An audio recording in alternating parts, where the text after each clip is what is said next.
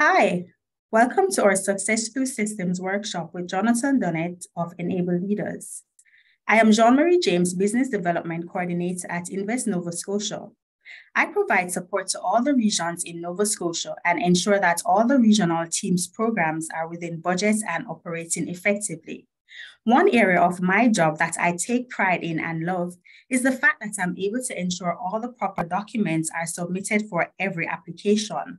While doing this, I get the opportunity to know all the innovative, sustainable, and cutting edge technology that is happening right here within our province. This provides me with insight to further assist companies in scaling their business and export when conceptualizing ways to improve our programs to fit their business needs. I'm always happy to help, and I've left my email address in the chat so we can be in touch. Now for our workshop. I'm thrilled to introduce Jonathan Dunnett. Jonathan is the founder of Enable Leaders, where he curates the content to help people from all walks of life to improve their leadership, decision-making, and personal skills. We are thrilled to have Jonathan with us to talk resiliency and building culture with a growth mindset. Welcome, Jonathan. Thank you so much. And good morning, everyone. Glad to be here with you. We have just a short time together, but I'm looking forward to connecting with you here and after as well. I will be around in the booth sort of periodically throughout the afternoon. So feel free to connect with me now, connect with me later, and you'll have my contact information as well. So love to hear from you if you have specific questions or if there's anything that I can do to assist. So today we are here today to talk about this idea of psychology for success. And we're going to talk about systems across three levels, which is individual, team, and organizational. And I think you'll see as we go and as we progress sort of the common threads that matter throughout this.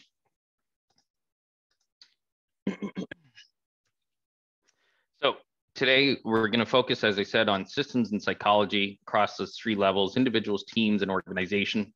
Within that, we are going to touch on the concept of expectations, procedures, norms, and behavior.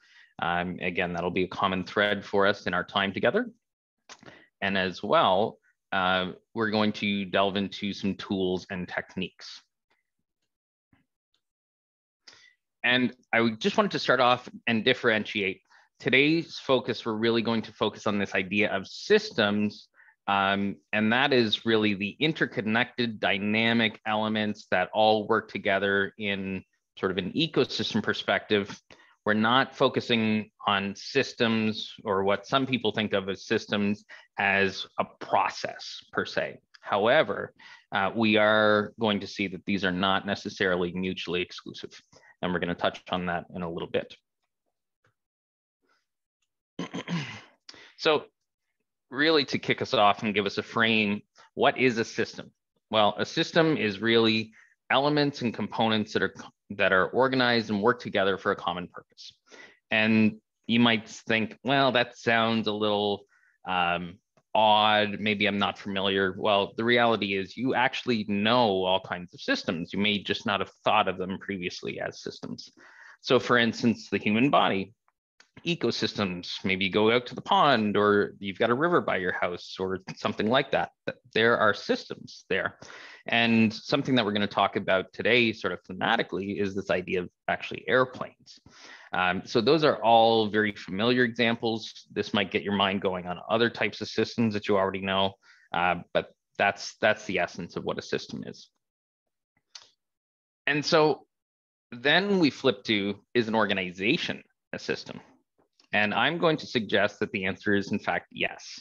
Because when we switch out a few words and put in people, we are working for a common purpose. It's all those elements that we saw previously. And so an organization very much is a system. And within that system, of course, we can have smaller sort of microsystems. So whether it's teams or individuals, and it works very much in a dynamic fashion.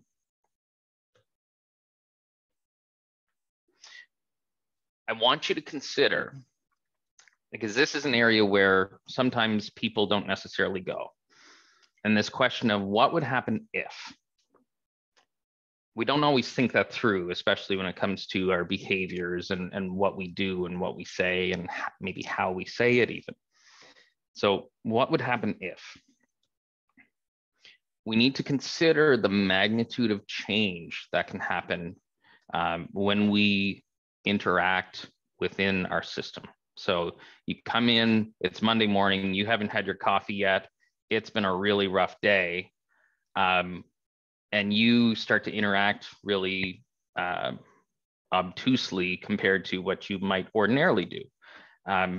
We can't forget about the magnitude that that impact can have, because maybe somebody else is having an off day.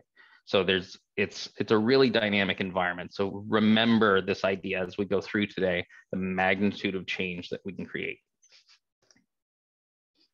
And then also with that, think about the perception of the change that happens may not be viewed equally. So that magnitude, what you might think is, well, you know, I just said that, that doesn't mean anything. Maybe to the person on the other side, that actually means something significantly. So that's really important to consider as well.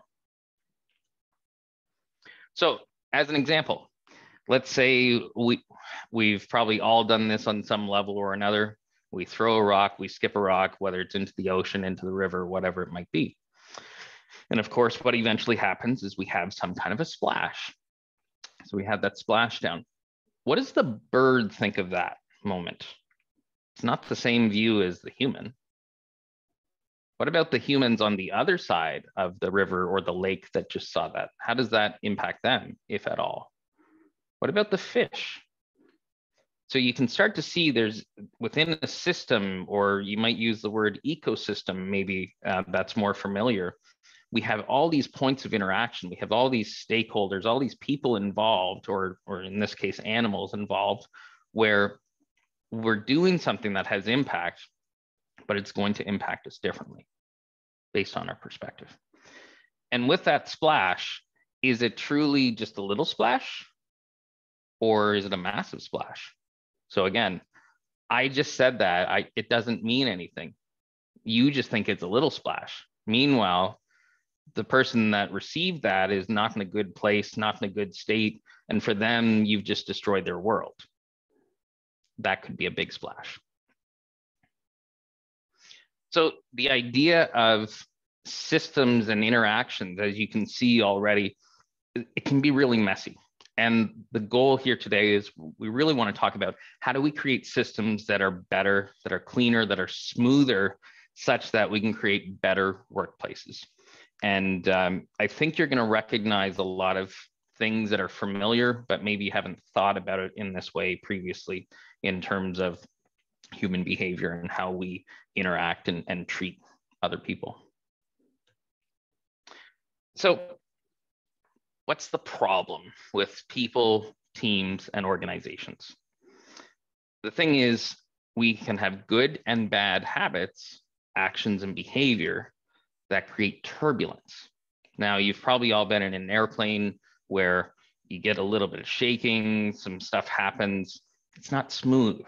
And so those habits, behaviors, and actions, we can go from having very smooth interactions to now things feel heavier, they feel more impactful. And that idea of turbulence really is central to what we're going to talk about today. And a lot of times we think about the bad things, but there can also be good things that actually create turbulence or disruption within a system.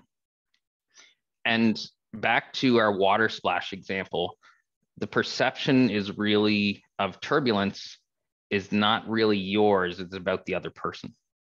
And I think that's really key and central to this idea. So some things you might be familiar with, maybe you identify some elements in the bad column that look familiar: stress, poor communication, lack of clarity, misalignment, toxic behavior. Surely in those 5 and maybe others you're thinking of, you've got some examples of bad symptoms and causes that can bring about turbulence. But what about the good side? So I've got a few listed here. A new job. Let's say you have to bring on someone This is great. You've needed to hire this person, but now you have to train them. Now you don't just have to do your job, you have to bring them up to speed. You have to get what knowledge you have and translate that to them if you don't have good knowledge management processes. And even if you do have good knowledge management processes, they don't necessarily know what's in your head, and even your KMS doesn't necessarily know what's in your head. So that's an example where all of a sudden within that system, we're creating turbulence because the new hire impacts you, it impacts your boss, it impacts your team. There's all kinds of potential turbulence that's created. So I'm curious, across bad, good, in the chat, I'd love to see and hear, what do you see in your own team and organization? Maybe some examples of either bad or good things that are causing turbulence for you. So we'll take a moment, if you can put that in the chat, just some examples that come to mind for you on this, please.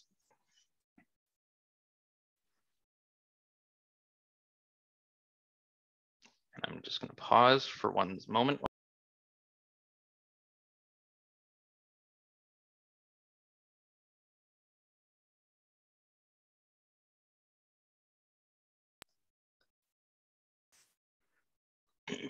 Perfect. Now I can see the chat. So just in the chat, love any examples that you might see in your own organization of things that cause turbulence from your perspective.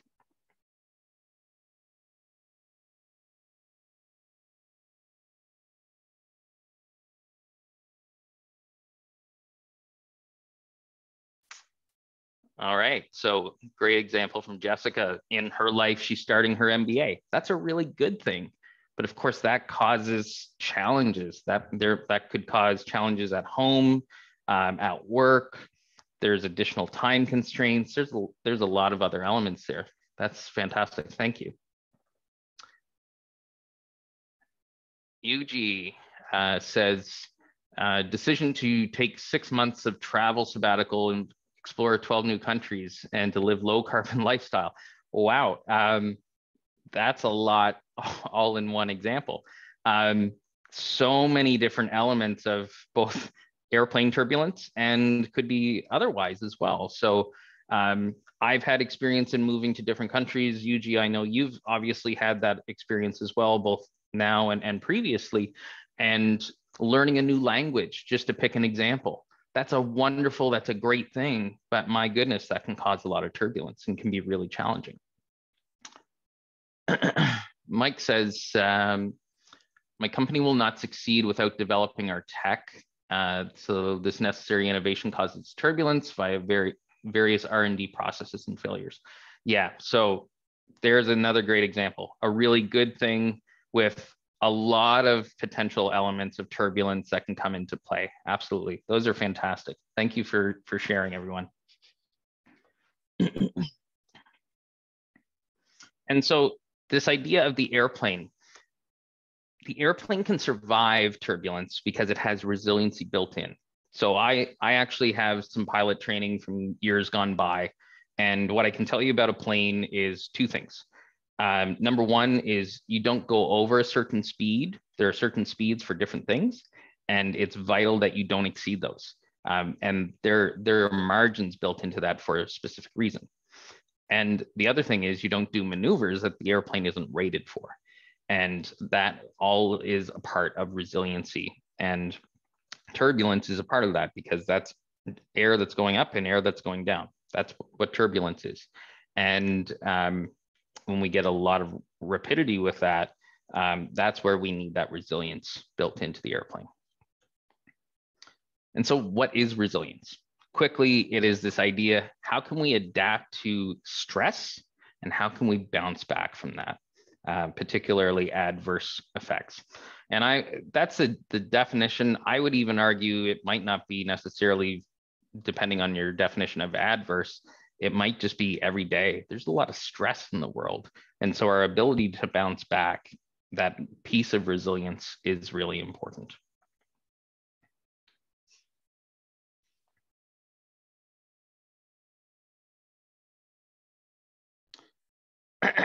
So I thought that was sort of an interesting GIF or GIF, depending on your philosophical slant. A great illustration of basically what can happen is if we have an element, whether it's a team, an individual, that doesn't have resiliency built in, what happens when you squish the can? The can is done. That's it. It's not, you can play with it and try and get it back into shape. It'll be in some shape, but it's not going to be how it originally was. And so it's really pivotal, this idea that we build in resiliency into our system. And I want you to think about for a second, are you the crusher? So are you this dude with the 1980s jeans? I'm thinking that's the 80s, maybe early 90s. Are you this person crushing people? And most people would say, oh, well, no, of course not. That's not me. This is where I would talk to somebody that you trust and look to talk to multiple people actually, and just say, how do I come across? Am I the one doing the crushing? So in the chat, to your comfort level, number one, are you being as resilient as you need to be? So that's question one. Are you being as resilient as you need to be? And the second question is, what hinders or harms your ability to be your best self? And I'll tag onto that, what's working against you in terms of your resiliency at work? So question one, are you as resilient as you need to be? Step two, what's working against you in terms of your resiliency at work? So if you can put that in the chat and put that again to your comfort level, I would really appreciate that.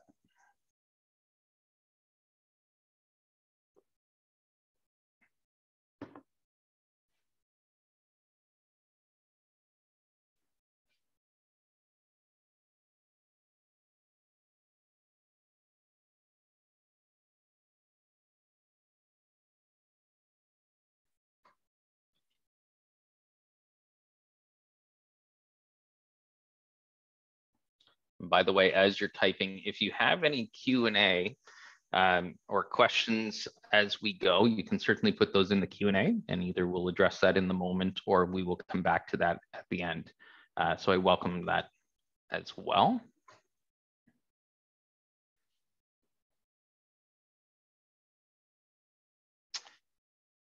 Okay, so Amber, any advice on how to build in the right amount of resilience into our teams?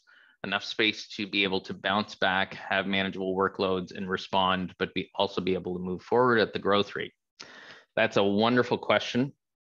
And I think really in terms of a lot of this depends on who are you as an organization, what is your culture, and what are you trying to accomplish? So the answer to someone like Elon Musk would be very different. And unfortunately, I don't know you personally, Amber, but I'm happy to connect with you after to understand a little bit more. If you pose that question to Elon Musk, that recommendation or what even might be applied is going to be vastly different than if you get someone who is perhaps like a little bit more reasonable, maybe, in terms of their expectations.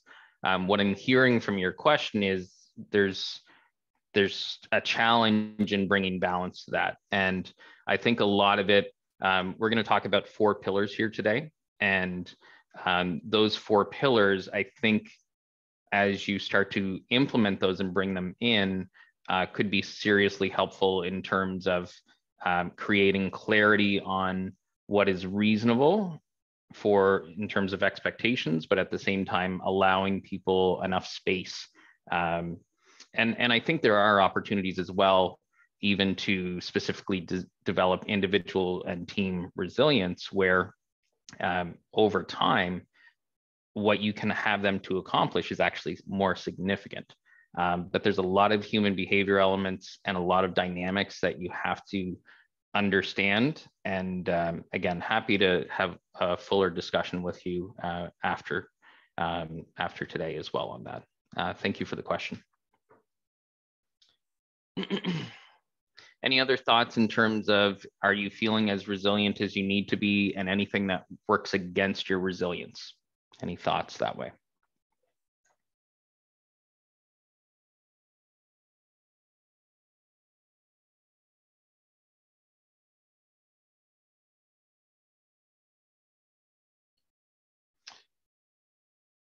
Okay, so Jessica relates back to her MBA, having adjusted to new study time on top of needs, working, family, et cetera, not feeling too resilient, mostly tired.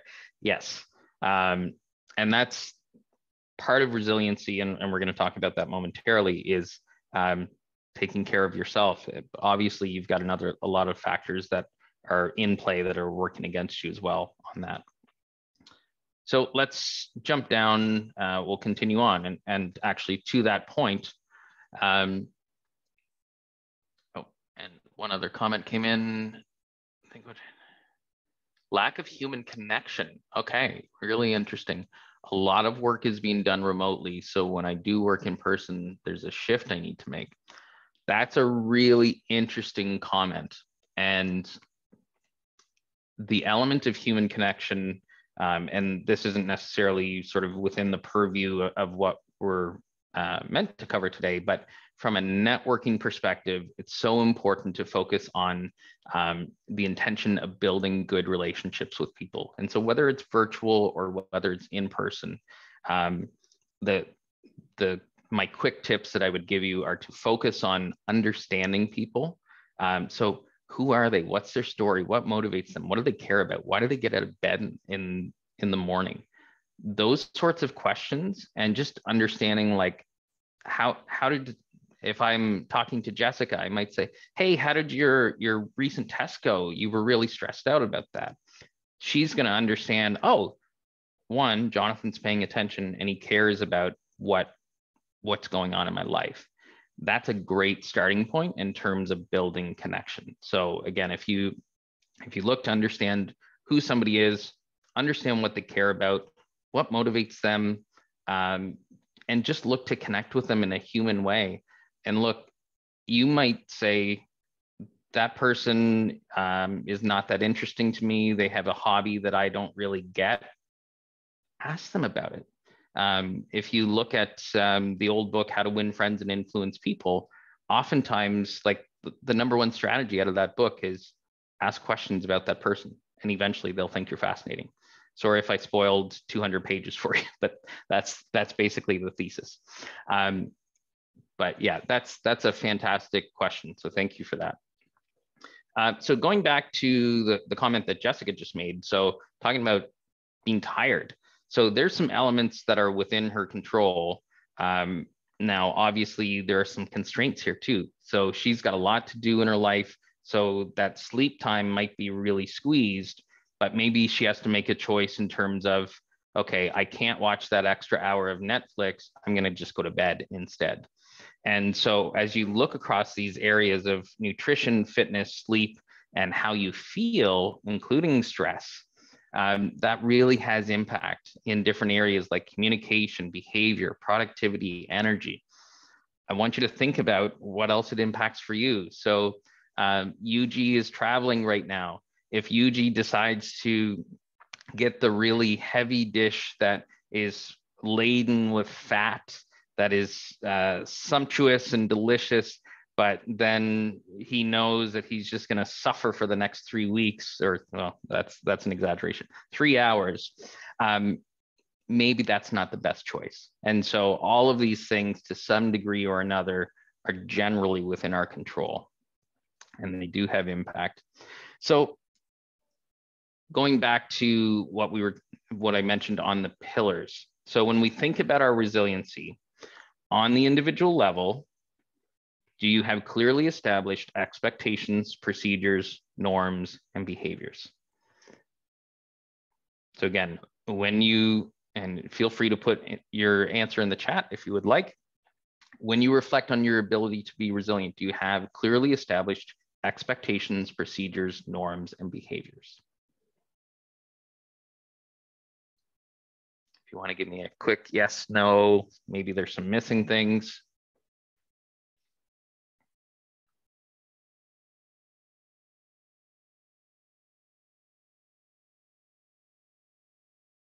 And then we're going to build on that.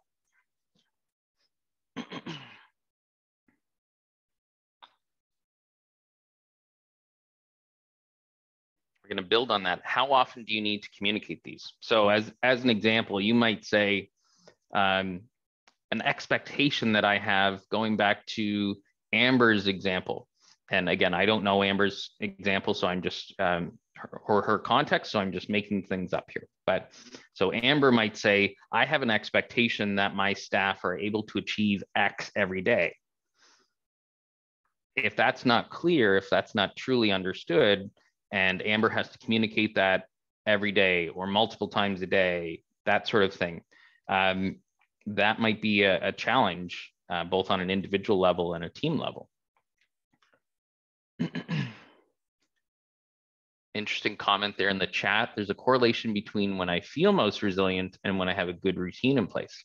That's fantastic. And I think that's really key when you understand yourself, and when we contextualize that in sort of the 4 pillars of expectations, procedures, norms, and behaviors. If you know what works best for you, that's a wonderful place to start. Back to the can example, you're going to be a stronger can that's less likely to be moved by outside forces. So the 4 pillars, do you have them established, and how often are you communicating?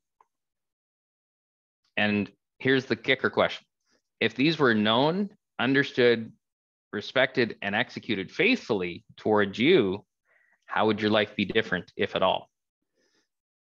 So would Johnny come into the office and late 5 minutes every day, which he knows that annoys you, but he just doesn't care? Would Susie eat her lunch way too loud and that just drives you crazy? Would Bobby not do his reports that he knows that he needs to do, but he just never does them? How would life be different for you? Yuji says, procedures and norms are important. Routine is to cook and eat vegetarian on the road. Yes, and avoiding food poisoning and maintaining health. As someone who has traveled, I will testify to the importance of that, absolutely. So any last thoughts on how your life might be different if these 4 pillars were understood and respected for you? And I won't belabor that, and we'll move on. Maybe about another 10, 15 seconds.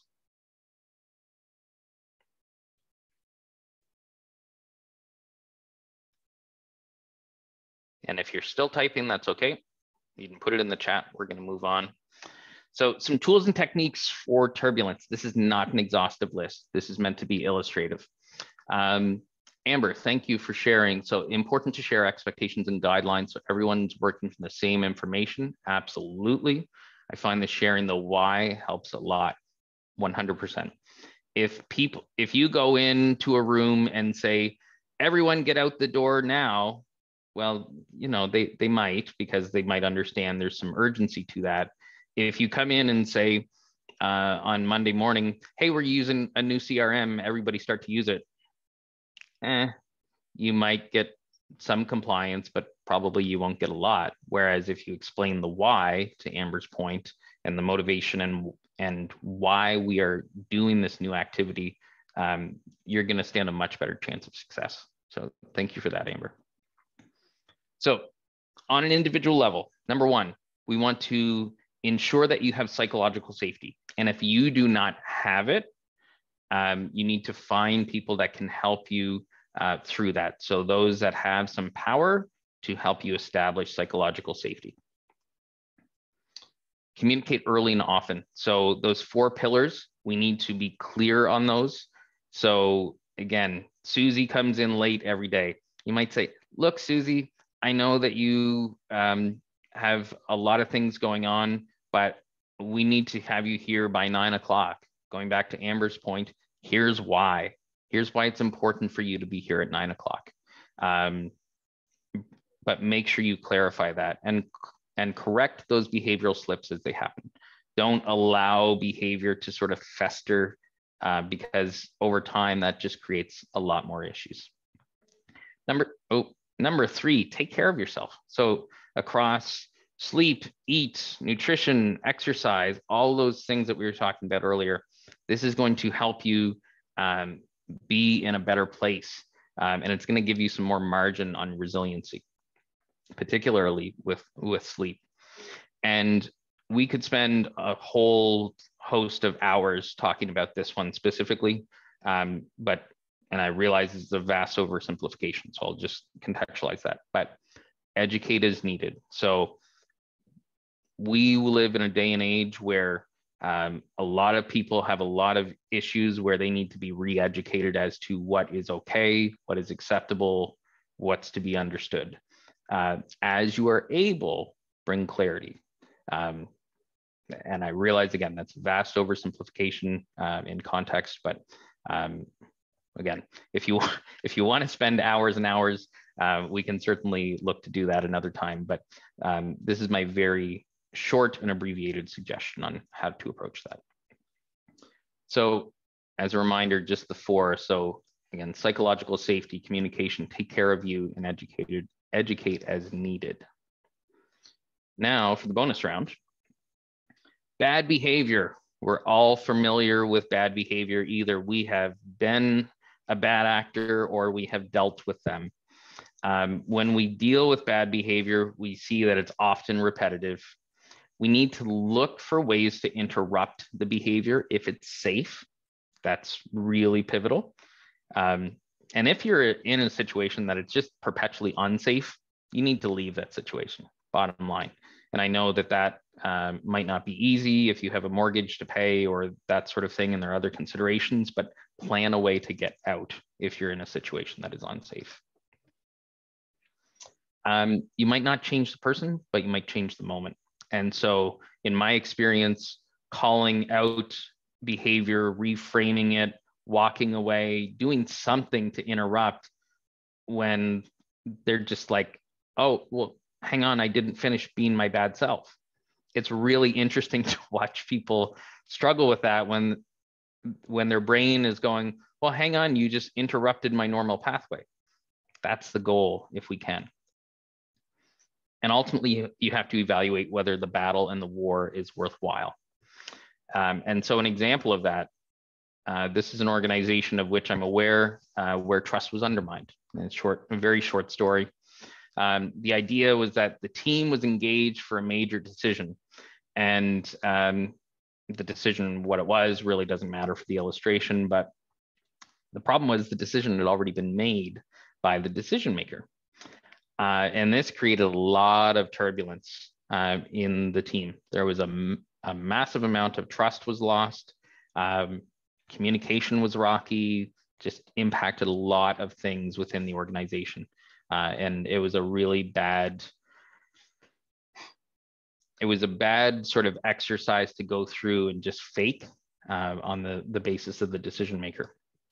And strategically, the decision maker was not approached about the behavior because the team could see no way to actually change either the decision, change the behavior of the decision maker. And with that, just the upside wasn't there. There was really zero upside with a whole lot of potential downside. So they were very strategic in choosing not to engage. So this idea of teams, they're really a multiplier on individuals. Then we can start to see there's sort of a myriad of inputs and outputs happening here. And so I want you to think about and not call out any names in the chat, to be clear, but think about how much turbulence is present in your team. Think about who and think about why. And some illustrations here on the left for you. So, and I'm sure you can think of a list of thousands, but that turbulence that's being present in your team, who and why is that there? Who's causing it and why is it there? And so how do we deal with this system noise? Again, across our 4 pillars: expectations, procedures, norms, and behaviors. Number one, and this touches back to some of the points that Amber was making, and perhaps other folks as well. Are these codified? Do we have these understood, clearly stated within our team? And again, back to the previous question of how much turbulence is there, how could we influence? How could we use these 4 pillars to help influence that? And it's been my observation that in many cases, a lot of the misalignment within teams comes because, number one, we never aligned. We never actually went through and set up these pillars where we say, this is how we're going to operate. And so number one, if you see dysfunction, might be, well, let's codify our behavior. Let's put this into some sort of an operating system where we say, this is what we agree to. And then that can start to create influence and create change over time.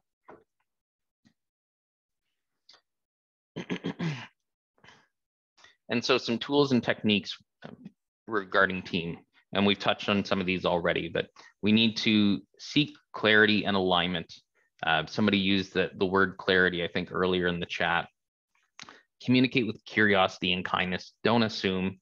How many times have you and I had a situation where we've already played the situation forward before it's even happened?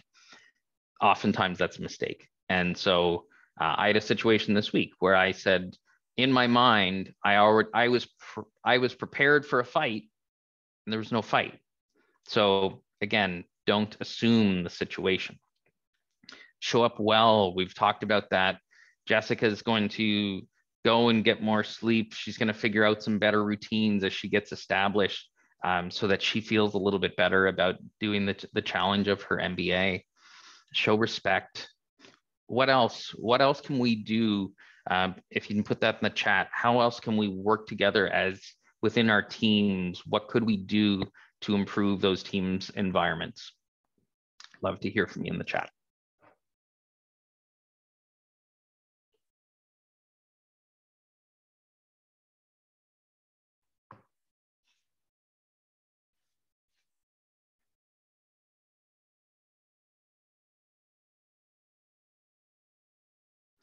Any quick tips that you would give to people that were trying to improve their team?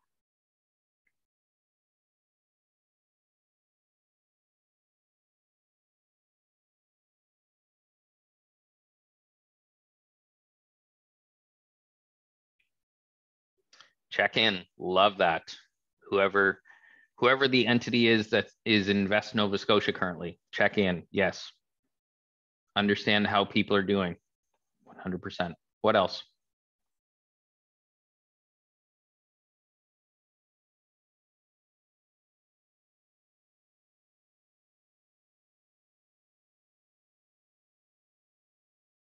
We may have written the book. Maybe we got them all. It's fantastic. I won't belabor that. Know what your baseline is to know where to go, where you need to go. Fantastic. Love that. That's a great tip. Jennifer, welcome to the chat. Come into the situation knowing that everyone has a story, has something going on in their lives, and that impacts how they show up. 100%. Standing ovation on that one. I'm reminded of the old song that maybe some of the younger folks in the crowd might not be familiar, but Amanda Marshall, a Canadian artist, said, everybody's got a story that'll break your heart. 100%. That's bang on, Jennifer. Love that. Thanks for that. Any other last thoughts before I move on? Get your thoughts in quickly. And even if I move on and you're still typing, that's okay. Yuji, intercultural communication, love that. Yes, read what Yuji wrote, read it again, and read it again. Do your research, understand the difference. We can talk for hours just on intercultural differences. And even you can see that within Canadian provinces, even in some cases. The words you say, your body language, how you say things, the formality in which you speak, there's so many different elements. That's a great comment, Yuji. Thank you. So some unsurprising things, maybe, according to research, that teams want and that where teams are more successful, they have a compelling direction, which goes back to Amber's point. We understand the why. we have a strong context and we have a supportive context, strong structure rather, and a supportive context. This isn't rocket science. We all know these things, and yet we still have team dysfunction.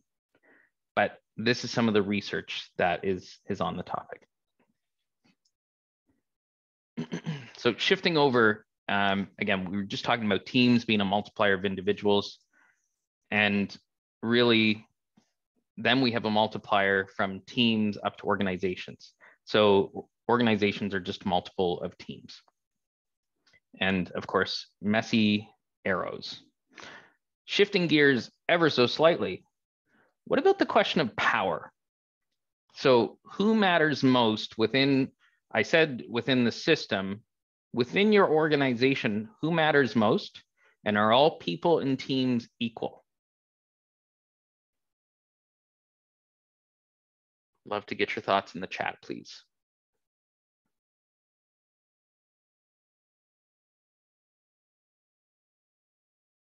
So who matters most? And is everyone equal?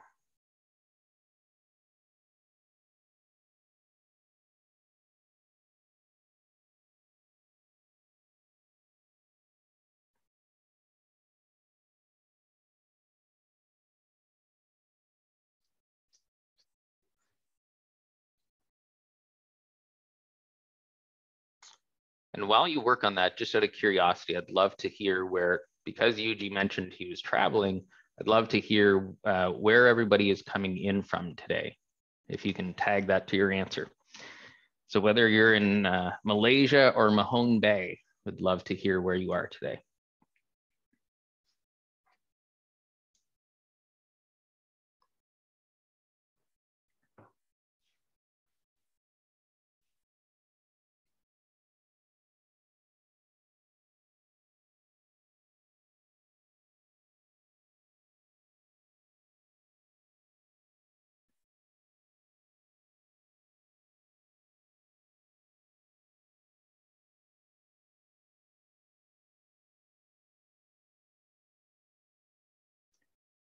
Any quick thoughts on power? Who matters most, and are all teams and people equal?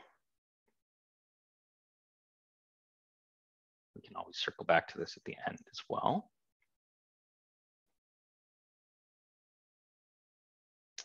So I'm going to move this forward. The idea of informal power, you're probably really familiar with this. These are folks that have the ability to sort of move things within the organization. They're not the CEO, they're not the VP, they don't have necessarily formal power, but when things need to be decided or things need to move, they can make things happen. Formal power, people have an actual position, and with that comes power. There is an asterisk here though. People who are in a position don't always have real power. And I think you've probably seen that in your career in various ways. That's really important to distinguish and to understand within your organization and even like within your stakeholder world. So for your customers, as an example, who has the real authority to buy, to make spend decisions, that sort of thing. That's a real world application of this. Just going back to the chat for a second. So Jennifer offered, everyone does not start in an equal place for various reasons, but it's important to have measures in place that create equity so that people have the tools and resources they need to succeed. Yes, absolutely agreed with that. And Jean-Marie said, the person who works behind the scenes that keeps the team operating efficiently matters most. Oh, interesting. Okay. All people on the team are equal because of their various roles and make the team whole. I like that perspective in terms of really a team is not a team unless everything is functioning well, which within this idea of systems is vitally important. And to build on what Jean-Marie just offered, if let's say we look at the human body, back to that system, if you can have 95% of the human body working really well, but if 5% is not working, your body's not going to work. So that's a fantastic point. Thank you for that. So going back to the idea of power, informal, formal power, and then those who have a position but don't have real power. Those with power, whether it's formal or informal, can create change, but that can be both positive and negative. And I think we've touched on that a little bit today as we've been talking. And I want you to think about and consider, if tomorrow the worst actor in your organization or the worst team cleaned up their act, you have a magic wand and you can make everything better, what would that look like? How would that change both your context, the organization context, the team context? Curious on that if you have any quick thoughts.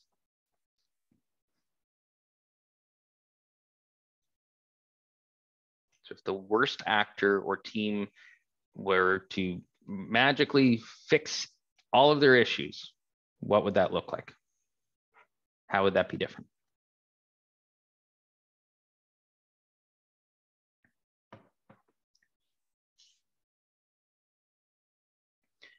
Some wonderful contributions, by the way, in the chat, so thank you for that.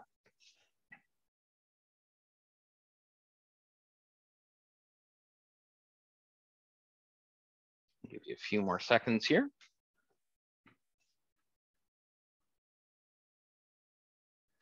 As I do want to allow time to get to Q&A.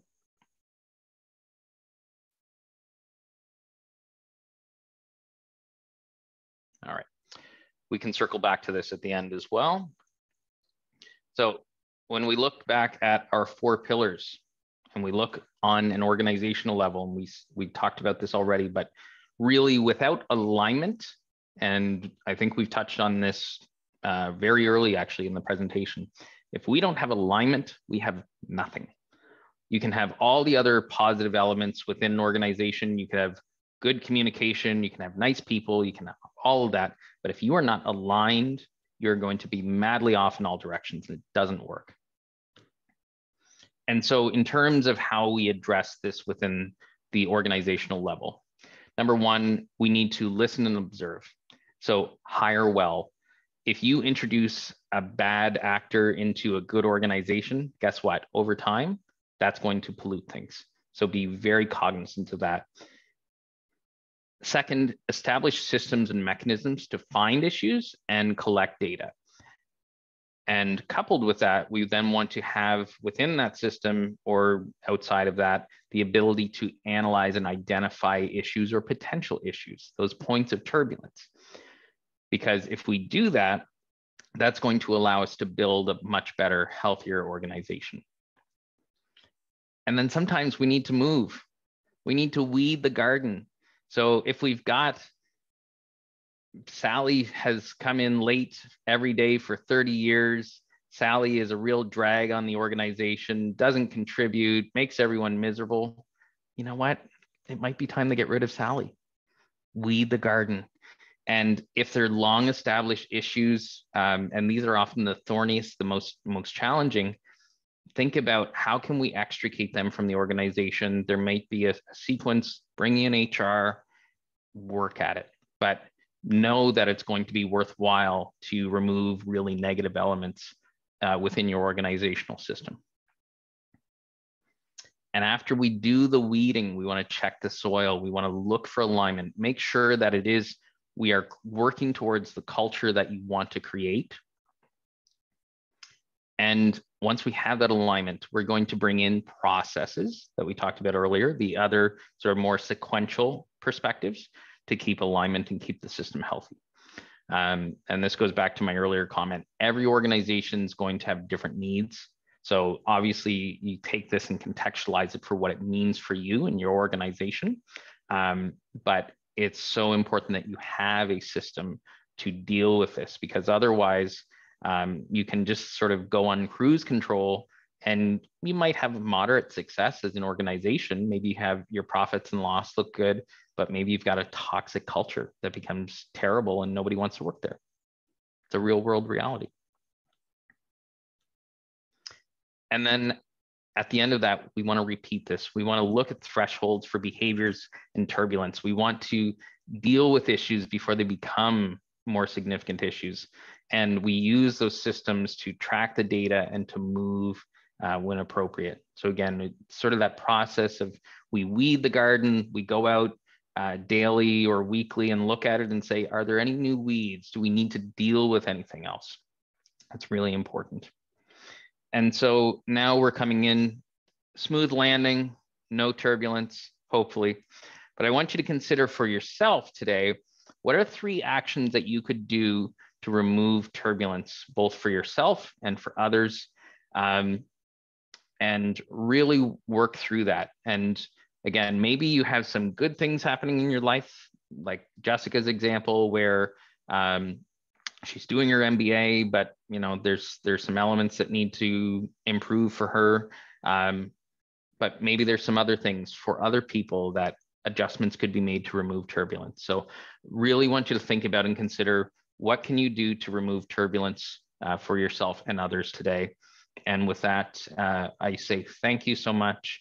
My contact info is there. I will be at the booth later as well throughout the day. So please do message me. Feel free to send me an email. That's usually the best way to get a hold of me. And thank you so much for your engagement and your time this morning. I really appreciate it.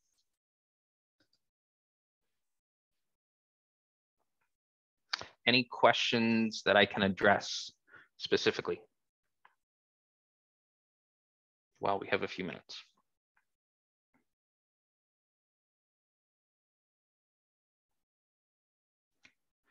Jessica says, I need to sleep more, exercise more. Thanks so much. This was great. Thank you, Jessica. Sleep and exercise, I think we could all do more of that for sure. And I'm not sure someone from Invest Nova Scotia can advise me, maybe in the chat. I'm not sure if people can unmute to ask questions, but I'd welcome that as well.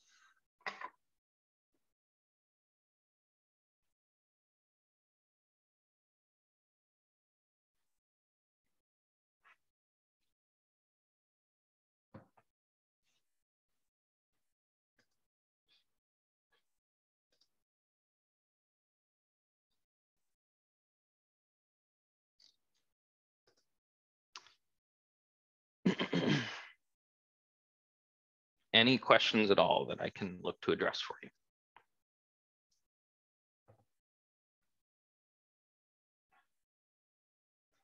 Okay, so I'm being advised if you have Q&A, you can put that into the question and answer section. So I can see that as well as the chat.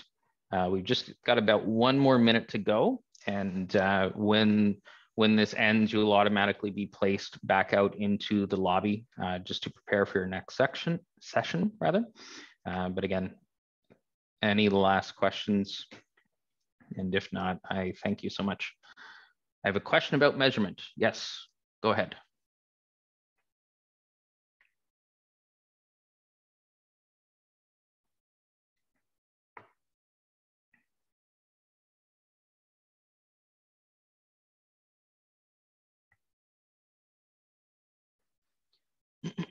How do we measure these processes, since we should be looking at this as ongoing? Great question. So within your organization, you're going to establish some sort of element to say, this is where we want to be. Ideally, we're going to be looking for either a qualitative or quantitative measure, or perhaps both. So as an example, you might say, we want to measure, have a blind input on, is everyone satisfied with work, as an example. That might be something that you get a pulse. You could use pulse surveys or something like that, where once a week or even daily, in some cases, some people do this to understand, okay, is everybody happy? Is everybody satisfied? And that can bring in measures of both quantitative and qualitative to say, yeah, you know, everybody's doing really well, but you should be aware that maybe Bob is dealing with some home stress issues or something like that. So it can give you some actionable ways in which then you can start to interact with Bob to help support him through that. Maybe it might just mean that Bob needs a week off to deal with some stuff at home. That's wonderful. If But if Bob doesn't share that, you're not aware of the situation, and Bob just keeps coming to work, and Bob's miserable because of what's happening at home, that's going to have some costs as well. So that's just one quick example of a system that you might use. I think probably as an incremental step, that's probably a really positive thing for most organizations to begin to evaluate. Great question.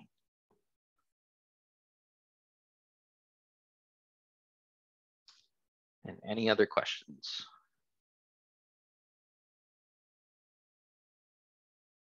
Yes. So unfortunately, thank you so much. If you do have additional questions, please do send me an email, and would love to follow up with you. And again, thank you so much for your participation and engagement this morning. And I hope you all have a wonderful day and enjoy the rest of next. So thank you.